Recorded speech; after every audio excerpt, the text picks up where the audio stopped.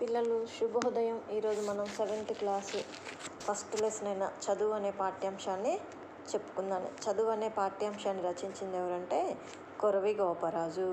ఈయన 15వ శతాబ్దానికి చెందినవాడు.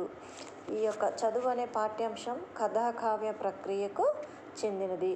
కథాకావ్యం అంటే అర్థం ఏంటంటే వివిధ కథల సమాహార కావ్యం కథాకావ్యం.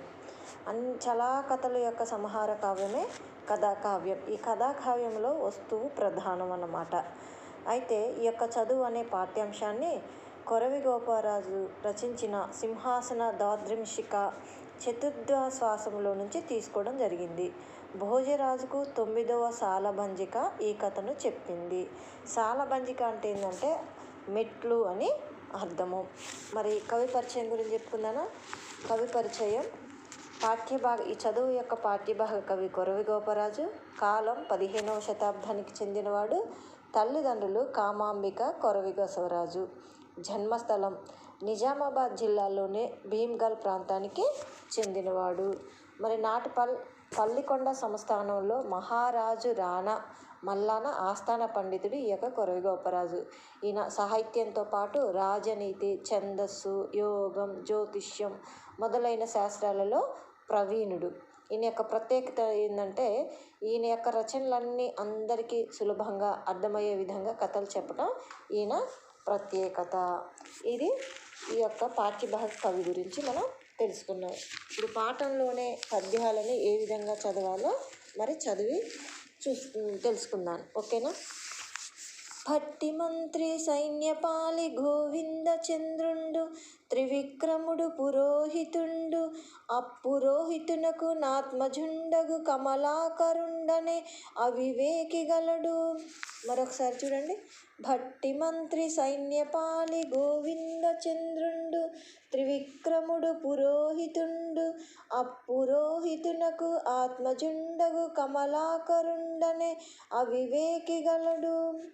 భట్టి మంత్రి సైన్యపాలి గోవింద చంద్రుండు త్రివిక్రముడు పురోహితుండు నప్పురోహితునకు ఆత్మజుండగు కమలాకరుండనే అవివేకి గలడు. ఏంది ఈ పద్యం యొక్క భావం ఏంటంటే సైన్యపాలి అంటే సైన్యపాలకుడు, భట్టి మంత్రి గోవింద చంద్రుడు. ఈ సైన్యపాలకుడి పేరు గోవింద చంద్రుడు. అక్కడ త్రివిక్రముడనే పురోహితుడు అనేవాడు ఉండేవాడట. ఆత్మజుడు అంటే కుమారుడు అని అర్థము. ఆ పురోహితునికి త్రివిక్రముడనే పురోహితునికి ఒక కుమారుడు ఉండేవాడు. అతడు అవివేకి అంటే వివేకం లేనివాడని అర్థము ఈ యొక్క పద్యభావము. రెండో పద్యం చూడండి. ఆ కమలాకరుండ కమలాకర సాదృశ్యముగా జడాశయుడునైనన్ శోకము మదిన్ బొదలంగా వివేకము పుట్టింప తండ్రి ఎరువున దూరెన్.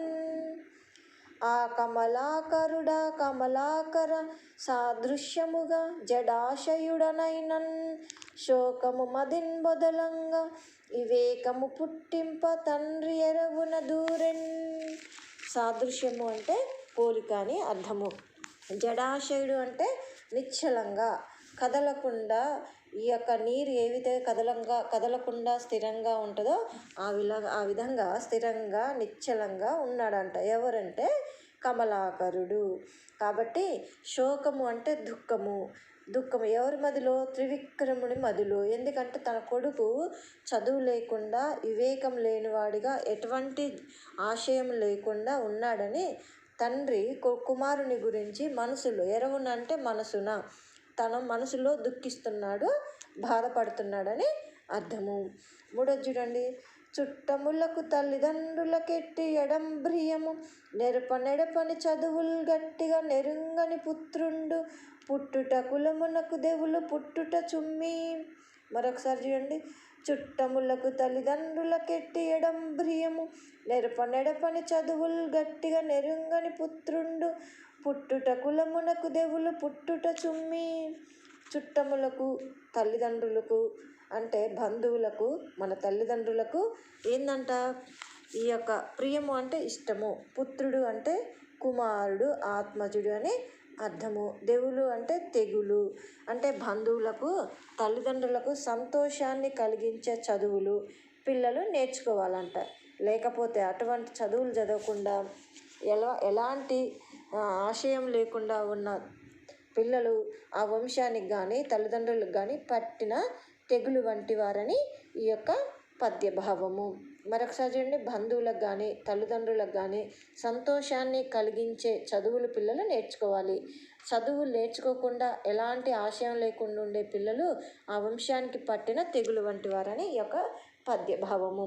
4వది చూడండి, ఇను ముత్తము మగు పుట్టువు గనిపెట్టెడు నట్టి రూపుగల మోదుగుంబువును మూర్ఖుండెను బ్రబులడు వనమున భవనమున తగిన వాసన గలదే.